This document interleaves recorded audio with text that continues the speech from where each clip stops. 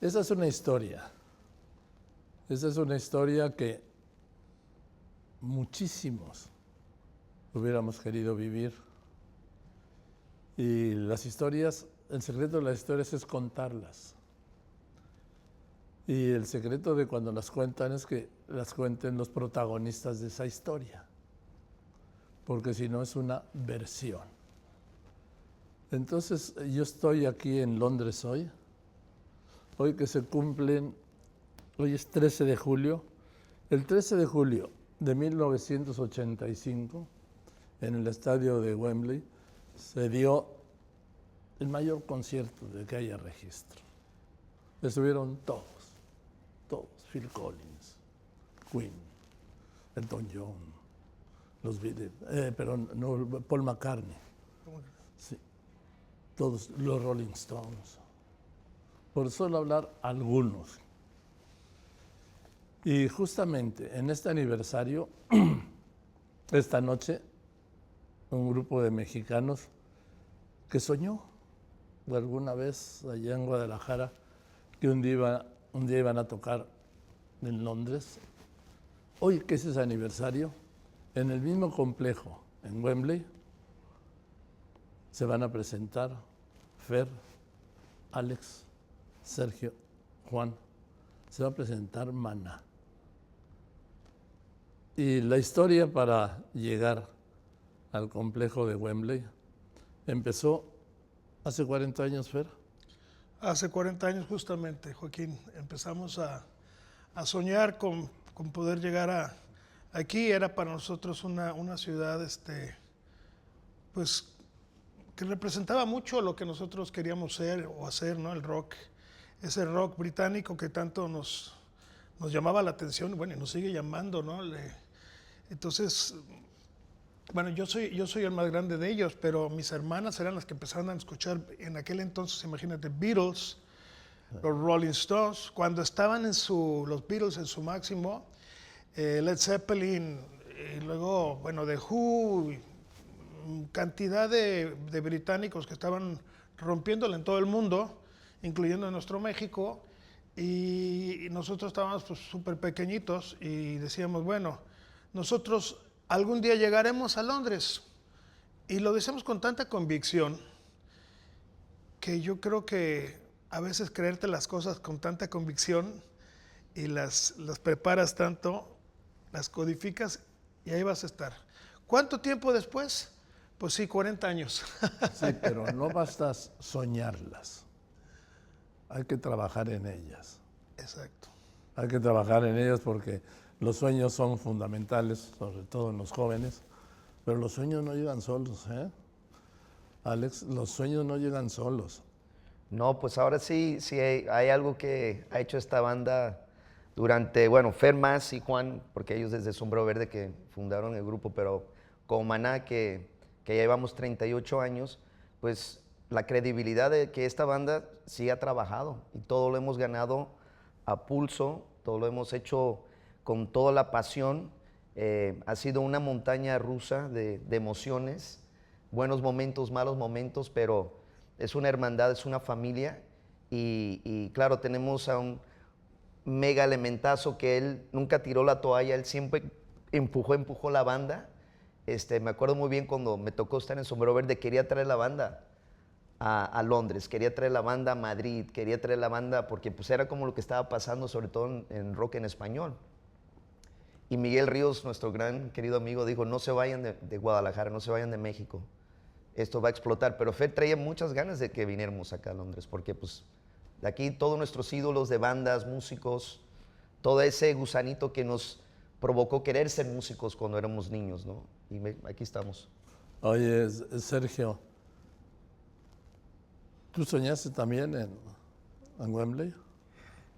Soñé tocar para mucha gente, pero jamás me imaginé que aquí, en este lugar tan emblemático. Me acuerdo que ahorita que mencionaba Fer a todas esas bandas, a través de Estudio 54, que era un programa que había. Jaime Almeida. Jaime Almeida, exactamente. Yo era un niño y ahí conocí todo lo que pasaba en el rock and roll.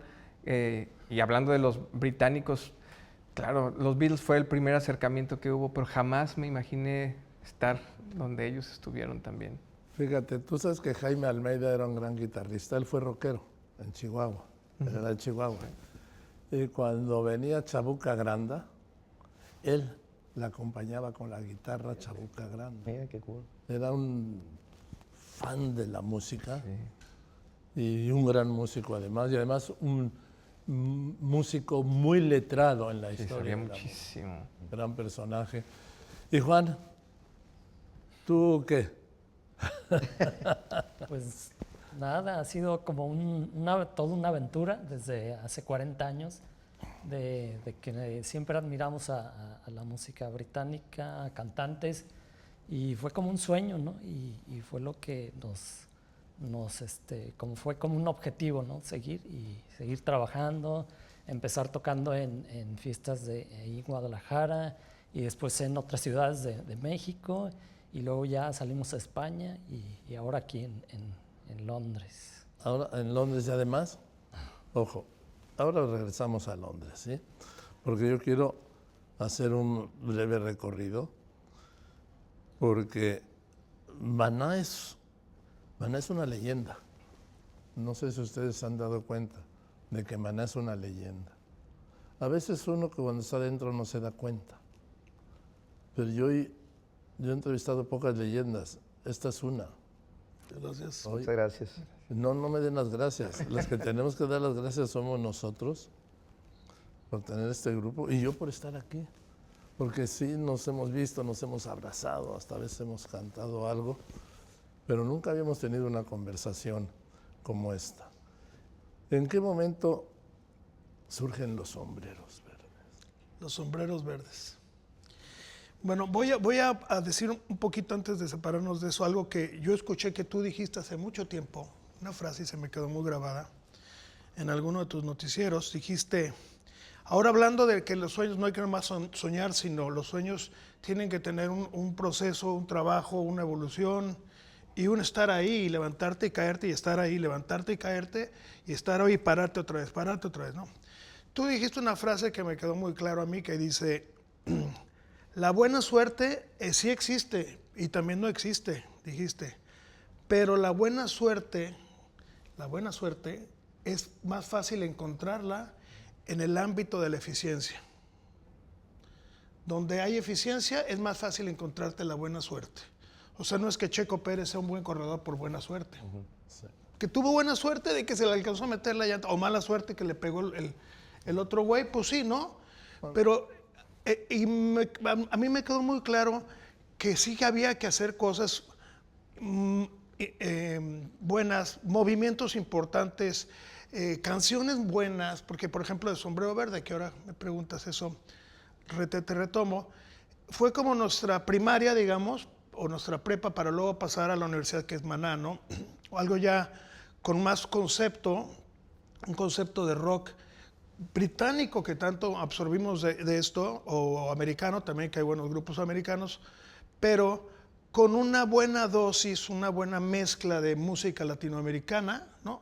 Una ensalada que tú puedas tener esto y esto, pero también le echas cosas mexicanas, latinoamericano, de tal manera que si alguien en Israel lo escucha y dice, me encanta Maná, pues ahí va Maná a tocar Israel, ¿no? Tel Aviv, o aquí o allá, o aquí a Londres. Entonces, me parece que la virtud que hubo entre la transición de Sombrero Verde, que éramos chavitititos, hacia Maná, el concepto de latinoamericanos ya lo teníamos en Sombrero Verde porque cantábamos puro en español.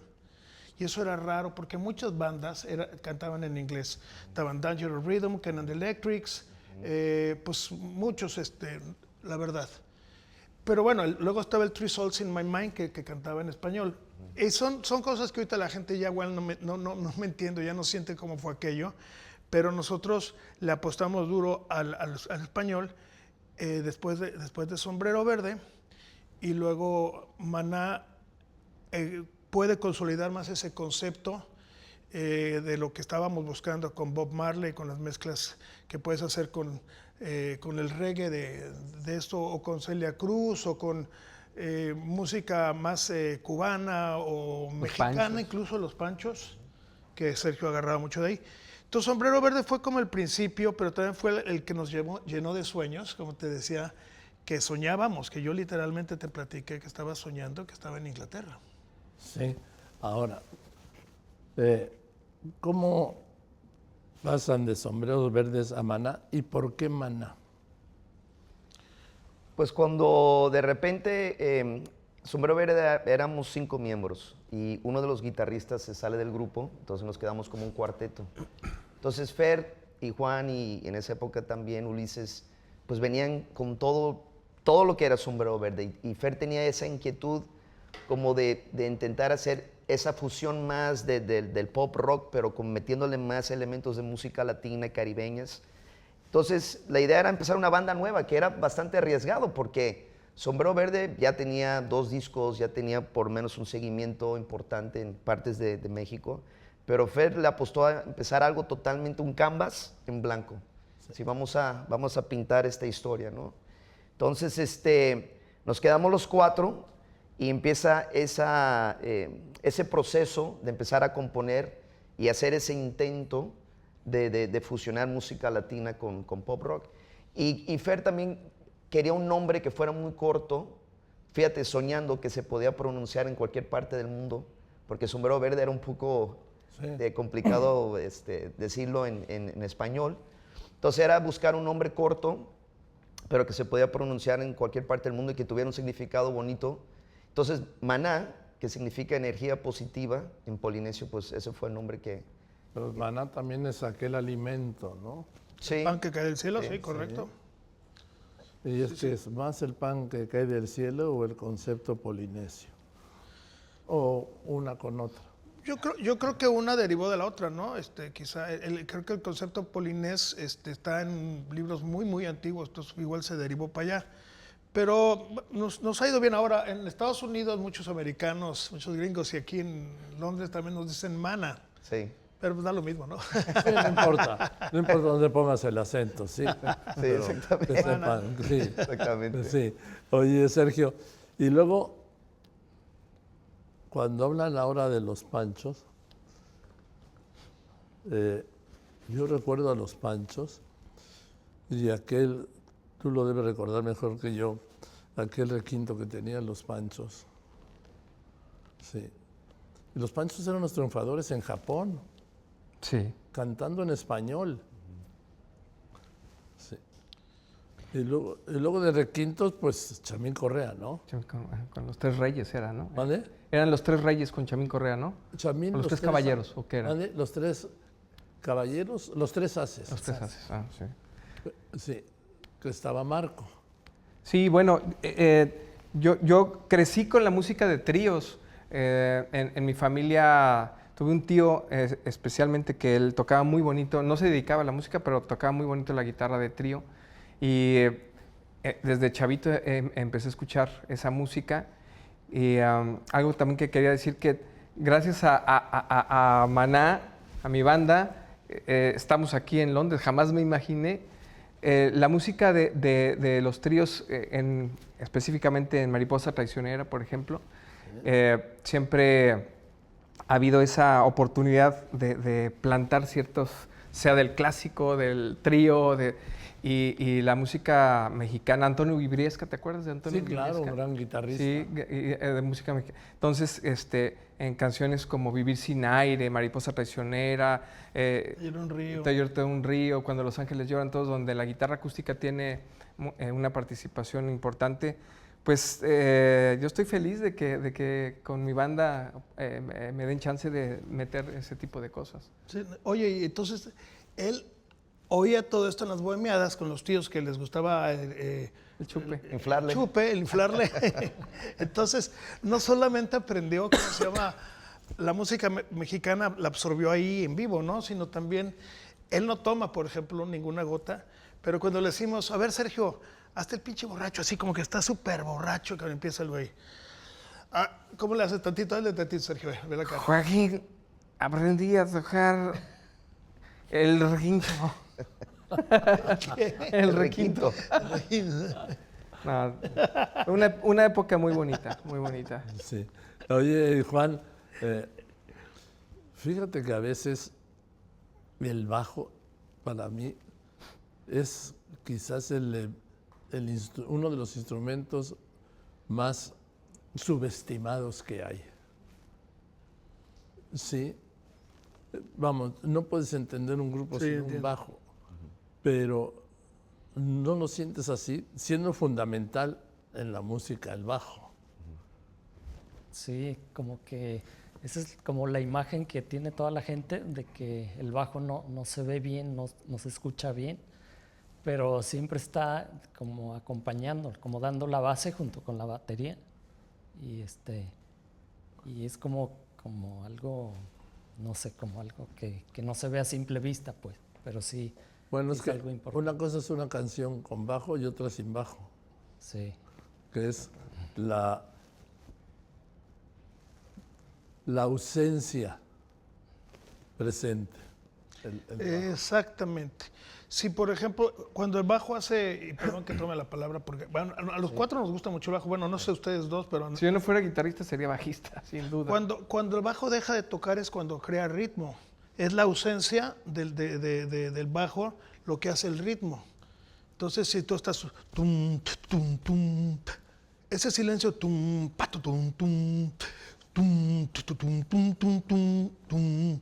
Y bueno, y el reggae que tiene unos silencios tum, tum, tum, tum, tum, tum, tum, tum, tum, tum, tum, tum, tum. Es que es increíble. Le va creando un mood a la Es que es ritmo con melodía, el bajo.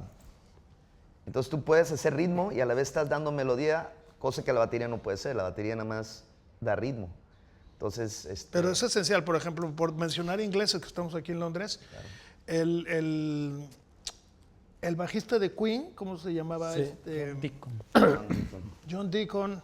Bueno, Sting. Paul McCartney. Sting. Paul McCartney que hizo... Fíjate, Paul McCartney tenía una cosa muy interesante porque no era un bajista como ahora los conciben, que los bajistas que son muy rápidos y esto y lo otro, que a mí me parece una burrada que porque un bajista es muy rápido es bueno. Lo que hacía Paul McCartney y fue algo extraordinario fueron las líneas de bajo que hacía.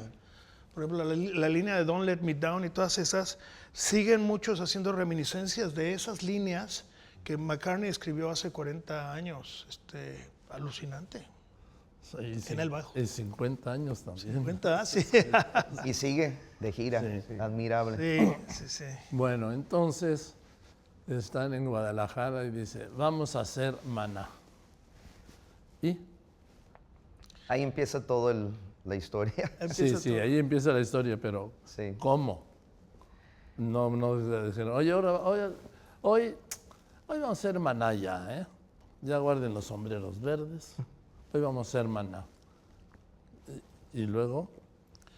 Bueno, ahí fue el asunto que cuando salen dos miembros que ya... Ese era el asunto que no nos fuimos a Londres en aquel entonces, cuando vivíamos en Guadalajara, porque tuvimos esta plática con Miguel Ríos y sí nos dimos cuenta lo que estaba pasando ya en Argentina con Soda Stereo y todos estos grupos, en España con Mecano y con todos estos grupos, y en México como que no surgía bien, no salía nadie a darle a lo que era ya notarse, ¿cómo se dice? Mainstream. Sí, lo que era, digamos, comercial. Sí, ya, o sea, poder salir en la radio junto con Camilo Sesto y Emanuel y todas estas gentes, ¿no? Entonces dijimos, vamos a sacarnos aquí y hay que trabajarle. Entonces entra Alex con una musicalidad tremenda y con muchas bohemiadas y fiestas que tuvo en Miami con cubanos, ¿no? Por su madre es cubana, y él traía muy bien presente, ya tenía mucho sentido de la música cubana, de la música del ritmo y además pues, te pones a bailar música cubana y te dices, wow. Entonces, cuando veo que él tiene la habilidad de poder desarrollar también ese estilo y que yo le traía muchas ganas y que me gusta mucho el estilo, entonces fue cuando dijimos, ya no va a ser Sombrero Verde, ya no suena como Sombrero Verde, entonces hace Maná. Y es cuando empezamos a hacer toda nuestra carrera durísima de seguir cantando en español, ¿no?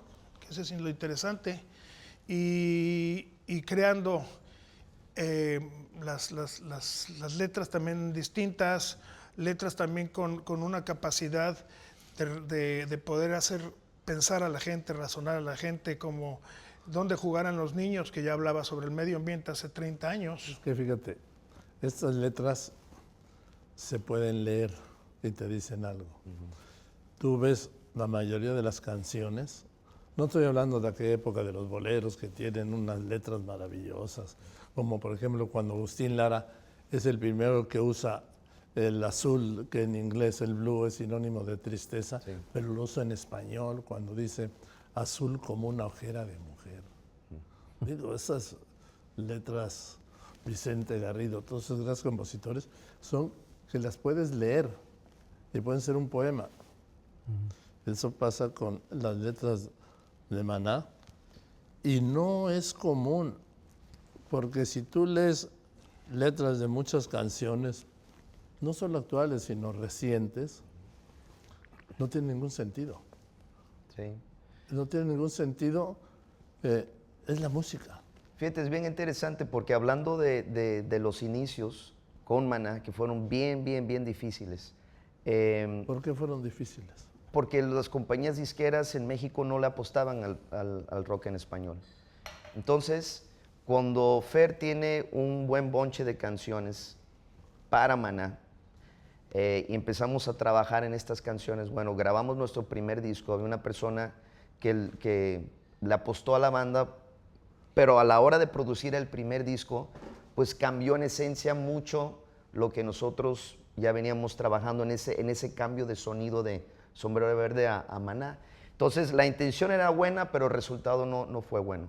Pudimos conseguir nuestro primer sello discográfico, que fue con una compañía americana, fíjate, ni siquiera fue Herb Alpert de A&M Records. El trompetista. Un gran amigo y una persona que fue muy importante en la carrera de Maná, que en paz descanse, Pepe Quintana. Él fue que oyó el cassette y dijo, yo los voy a firmar a A&M Records, que fue de los primeros sellos que tuvieron una área, un departamento para música latina. O sea, unos mexicanos propusieron a las compañías de disco mexicanas que queríamos hacer este tipo de música y esto, nadie quiso y nos tuvimos que ir a los Estados Unidos con un músico muy grande, un trompetista, sí, Herb Alpert, donde dijo, yo le apuesto a esta banda. Imagínate a veces cómo son las cosas. Es que no es que son las cosas. Las cosas no suceden porque sí, no suceden por generación espontánea. Fueron a buscar.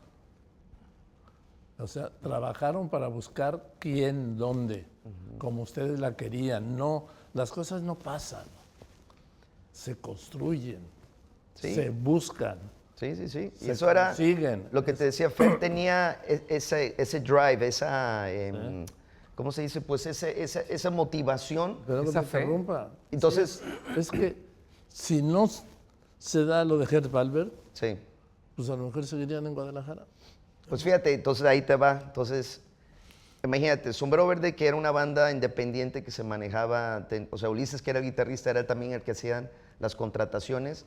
Era un grupo que tocábamos mucho, pero mucho, te estoy hablando 3, 4 veces por semana o los fines de semana, pero había trabajo. En barecitos. Sí, pero tocábamos y podíamos sobrevivir.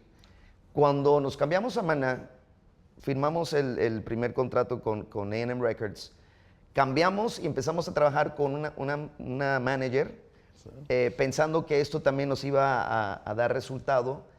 Pues todo lo contrario, en un año tocamos nada más 12 veces. O sea, entonces por un lado tenías un management importante y por otro lado un sello discográfico importante, que en México, que era el representante de A&M Records, era Polygram, un desastre. Sí. Entonces, imagínate, se nos fue casi un año, o sea, atorados. Sí pudimos salir en algunos programas de televisión y la gente pudo ver que, wow, hay esta banda que trae como esta onda media interesante, de fusión y todo, pero ese disco fue, o sea, no pasó nada. El tour no pasó nada. Entonces, fue empezar de cero otra vez, o sea, primer strikeout, 1. ¿Y qué pasa cuando no sale nada? Entonces, ese es el problema. Entonces, Fer, viendo de que pues, nos estaba yendo peor, Pero eso sí, tenemos un álbum nuevo como Maná, pero tampoco pasó nada, no pasó nada en la radio, no pasó, o sea, entonces era decir, borrón y cuenta nueva. Entonces pedimos nuestra carta de retiro con el management, pedimos nuestra carta de retiro con A&M Records, con Polygram, y otra vez de cero. El año del 88 y parte del 89 fue un momento muy difícil en la banda porque no teníamos trabajo. Fer seguía componiendo, pero era como empezar otra vez de cero y era muy difícil. Entonces de repente salían tocadas y tocamos canciones de Sombrero Verde, pero también tocábamos canciones de Maná como para mantener la banda viva. Entonces, afortunadamente, empezamos a trabajar otra vez. Teníamos muy buenos demos y fuimos a buscar otra vez tocando puertas porque ya el rock en español ya estaba agarrando. A ver, compadre, nomás permíteme hacer un paréntesis que estaba preguntando Joaquín. ¿Qué pasa cuando no pasa nada? Entonces ahí tienes dos caminos. O tiras la toalla y te dedicas a otra cosa o buscas por otro lado, o sigues con tu idea de hacerlo, no obstante la caída ya que fue bastante dura esa, ¿no? La que menciona mi compadre, Alex. ¿Qué pasó aquí? Ahí, y esto es literal, Alex no tenía ya, un día me dijo, oye, compadre, Fer, ¿me invitas a desayunar? Y le dije, sí, claro. ¿Quieres platicar algo? No, pues, nomás. Entonces, cuando ya dice no más, le dije, no has de tener ya comida en tu refri, güey. Me dice, no, pues la verdad no. Y entonces yo le digo, bueno, ayer que estuve en tu departamento, mendigo Alex, tu refrigerador está vacío, pero llenas de chelas, cabrón. Le digo, llenas de cervezas. No, bueno, es que las trajo ¿cómo se llama? Mi roommate, el cuate que vivía conmigo en el depa. Le digo, ¿no tienes lana, va? Y le digo, no. Le digo, ¿sabes qué? Vámonos al súper. Entonces ya empezamos a hacer súper, le puse muchos huevos, pan, leche, Pero yo cuando iba caminando al súper dije, esto ya se acabó porque ya no tenemos trabajo, ¿no? Entonces Alex, que venía de Miami, me dijo, oye, Fe, pues yo creo que ya me voy a regresar. Y le dije, dame unos meses para que escuches lo que estoy creando, para empezar a crear cosas tú y yo. Y si este disco no funciona, pues nos vamos cada quien por su camino, ¿no? Y empezamos a hacer ese disco llamado ¿Dónde jugarán los niños? No, Falta Amor, compadre. Falta Amor primero, ¿verdad? Sí. Falta Amor. Sí. Y después medio empezó a jalar porque la canción salvadora de la banda y la que fue el salvavidas de nosotros fue Rayando el Sol. Sí, bueno. Y posteriormente ya vino ese segundo disco, que es Donde jugarán los niños, que hoy por hoy es el disco de rock latino más vendido en la historia y que le dio una vuelta de estar en Guadalajara, que te digo, no salíamos a ningún lado más que nos lanzó a toda Latinoamérica, prácticamente a todo el continente, y luego hicimos ya más partes en Europa y aquí, pero nunca Londres. Entonces es por eso que para nosotros, después de tantos años y tantas ganas de estar en Londres, pues ese es el motivo por el que hoy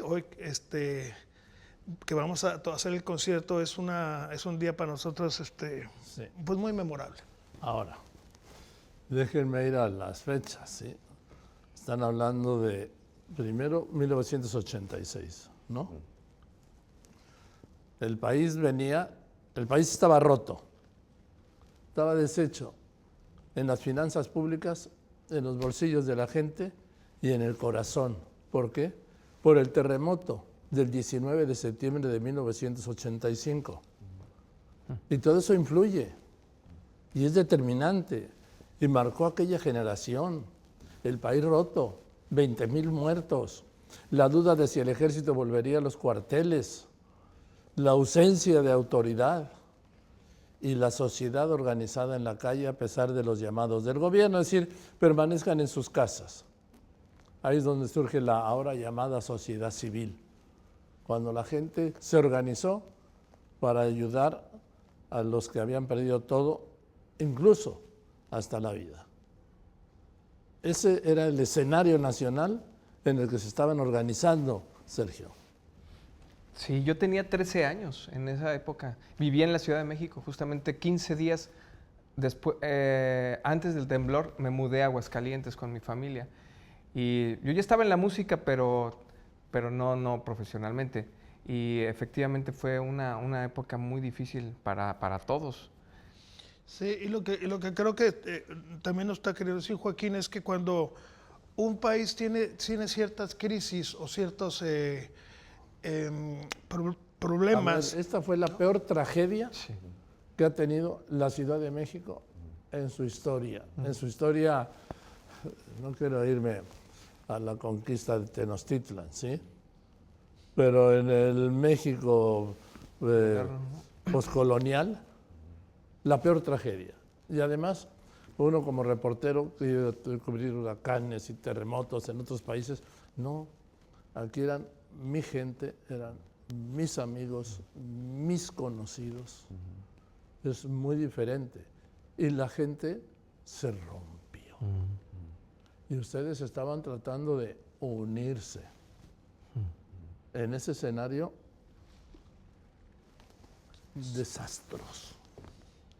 sí, devastador. y a veces este tipo de situaciones, muchas veces lo ha demostrado la humanidad, florece la solidaridad, Sí. eso de juntarse a la sociedad, y por ende florecen el arte y muchas manifestaciones que le mueven al ser humano todas las entrañas, ¿no? Entonces, de ahí veníamos, de esa parte en donde hubo muchos cambios sociales, pero también en el arte cambiaron A ver, muchas cosas. Y la crisis económica generalizada. Sí.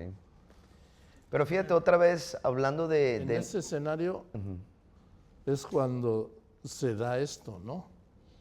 sí, que se forma Maná en el 86. Sí, por ahí andábamos, sí.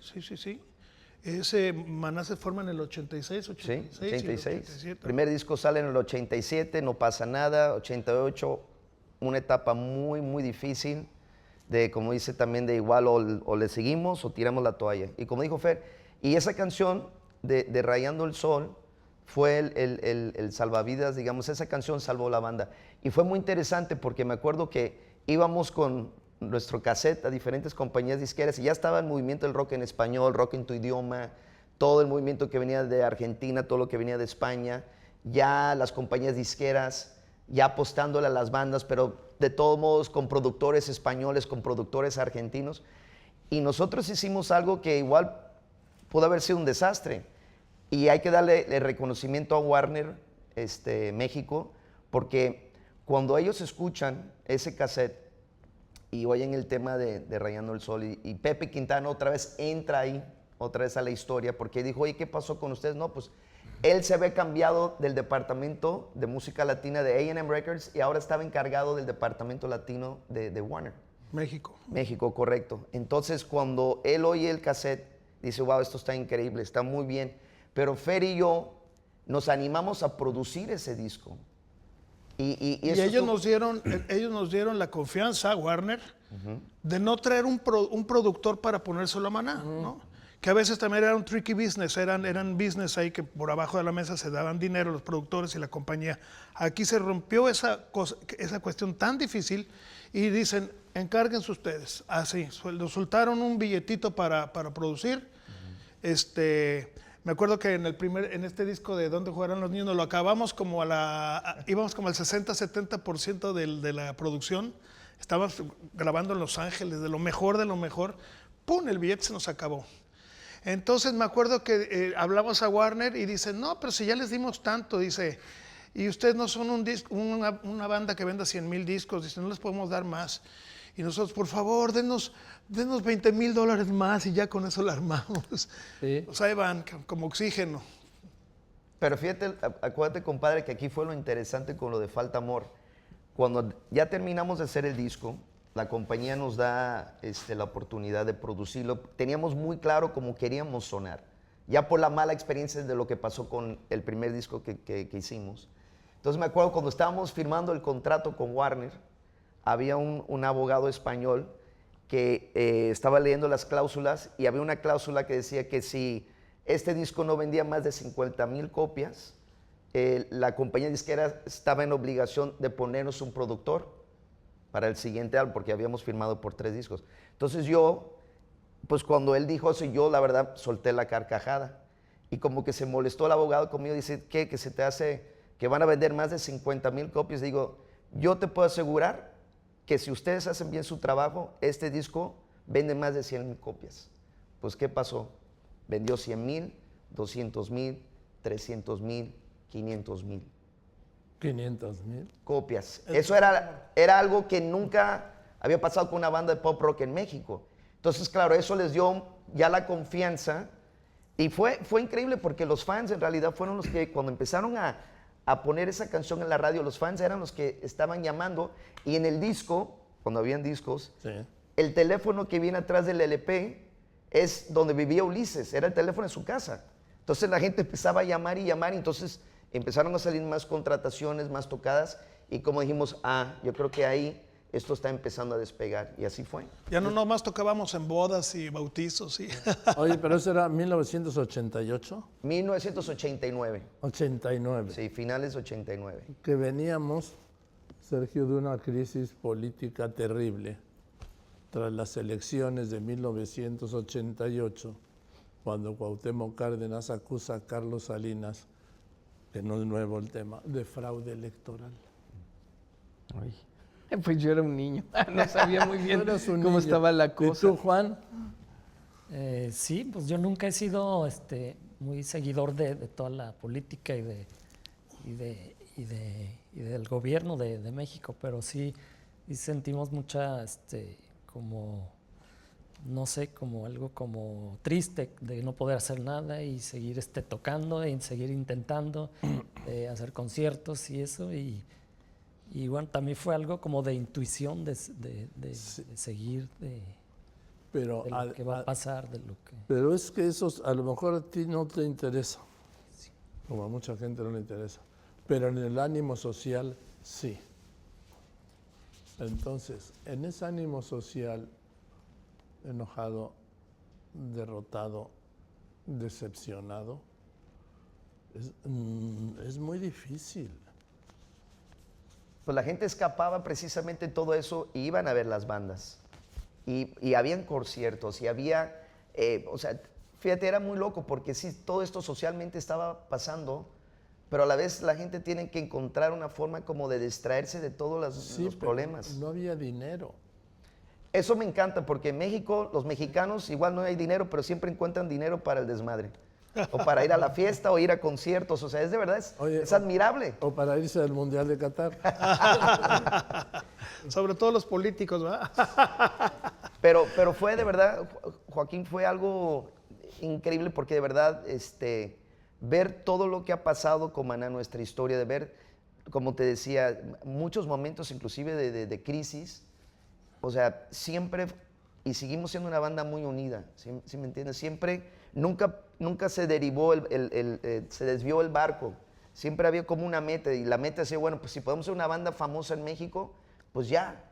O sea, aunque estaban los sueños de tocar en Londres, de tocar algún día en España, de tocar algún día en Argentina, o sea, seguían los sueños, pero ya veíamos que en México las cosas, por lo menos con la banda, iban muy bien y ya teníamos una carrera, ya teníamos seguidores, ya cada vez íbamos como ganando más territorio. Ya sabíamos que era la Maná y cantábamos Rayando el Sol, ¿no? Exacto. Sí, Sí. claro. Sí, Claro. sí, ya estábamos con con ese empoderamiento hasta cierto punto. Es más, perdón, la empezamos a cantar antes de conocerlos. Porque les pasamos un cassette, creo que ustedes, ¿no? Sí. A ti, Emilio, y a otras Sí. personas, sí. Sí, Sí, cierto. sí. Hubo Y mucho fíjate, apoyo. pasó algo muy interesante, Joaquín, cuando en México están las cosas ya agarrando bien, estamos tocando en clubs y en bares y lugares donde tocan rock and roll para, no sé, 500 personas, 1,000 personas, 2,000 personas. De repente llega una llamada con Ulises y hay un empresario en Quito, Ecuador, que quiere llevar Maná a tocar allá. Y él nada más tenía en VHS grabados los programas que habíamos salido a tocar en México. En VHS. Tenía el LP de Falta Amor, que fue a comprarlo a la Ciudad de México para llevárselo a Quito, Ecuador. Oye. Y él hizo todo como una promoción, pues como de un promotor independiente para traerse Maná a Quito, Ecuador. Entonces ya nos contratan y pues llegamos y de repente dicen, bueno, chavos, primer lugar íbamos a tocar un lugar para 1,000 personas, se vendió todo. De ahí lo pasamos para un lugar de 5,000, se vendió todo. Y nosotros, ¿cómo? Pues ahora donde van a tocar es un lugar que se llama el Coliseo Rumiñahui, que es para casi 20,000 personas. Y nosotros, ¿cómo? Entonces, cuando llegamos allá, Quito, Ecuador, y vimos este fenómeno, ¿verdad? ¿Te acuerdas? Que la compañía disquera no estaba haciendo nada, la radio no estaba haciendo nada. Esto fue simplemente un chavo que le gustaba la banda, él hizo toda esta promoción para llenar un lugar de 20,000 personas. Todo lo que nos habían pagado para ese concierto, Fer contrató una compañía para filmar el concierto. Como ellos, ¿Sí? pero que sí les jalan las luces. Exactamente.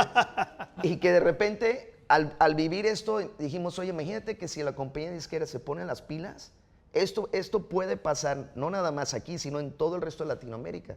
Y eso fue una carta de presentación, pero de presión, para que no echaran la hueva la compañía disquera. Sí. No, lo que pasa es que, mira, esto que dices de Ecuador ubica un tiempo, me dijiste. Se llevó los VHS y los long plays. Hoy a los jóvenes no saben lo que es un VHS y la mayoría desconoce lo que es un long play. Sí, un LP. Por no sí. decir todos, un LP menos. Claro. Y ustedes siguen aquí. El dedito. No, es que hay que ubicarlo en el tiempo. En el espacio. A ver, dime, ¿cuántos grupos han pasado 40 años juntos? 40 años son más de 2 generaciones estadísticas. Una generación estadística son 17 años. Sí. Estás hablando de 2 generaciones y media. Entonces, y siguen juntos, pues ustedes también se podrían dedicar a dar cursos matrimoniales. Sí, porque, a ver, ¿Cómo cuidar tu matrimonio? no, cómo convivir. Sí, porque tú ves que dúos muy famosos y muy exitosos, ¿sí? Sí. Desaparecen tríos, grupos mayores, desaparecen. ¿Por qué? Porque lo que no soportan es la convivencia. Por ejemplo, como no soportaba tu esposa que no pudiera usar la licuadora en su casa, cuando tú estabas transmitiendo desde tu casa y ya estaba ahí habiendo una broncona, ¿no? No había broncona. porque ¿Cómo se llama tu mujer? Adriana. Ah, qué bonito Adriana, nombre. pues, si el señor no trabaja, luego ¿con qué papá, Adriana? No, es que fueron 3 años. De no poder usar la licuadora. ¿No? 3 años que te voy a contar. Yo sé que la entrevista es con ustedes, pero si me hubieran dicho al principio que iban a ser 3 años en casa, hubiera hecho otra cosa. Después, cuando miré para atrás, dije, ¿cómo pudieron ser 3 años? Yo les pregunto a ustedes, si les hubieran dicho que iban a estar 40 años, hubieran dicho sí todos.